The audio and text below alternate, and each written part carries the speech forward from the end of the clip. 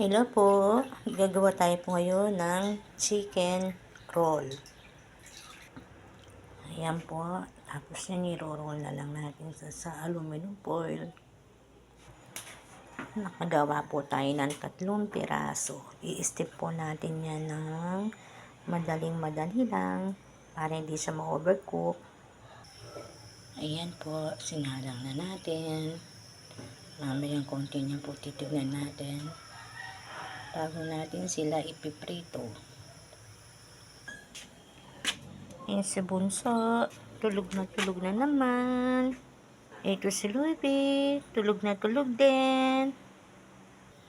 Eto si Kikay, nasa mesa. Kikay! Ay, kapag maragol ng Kikay. Si Miko, gwapo. Niroll natin.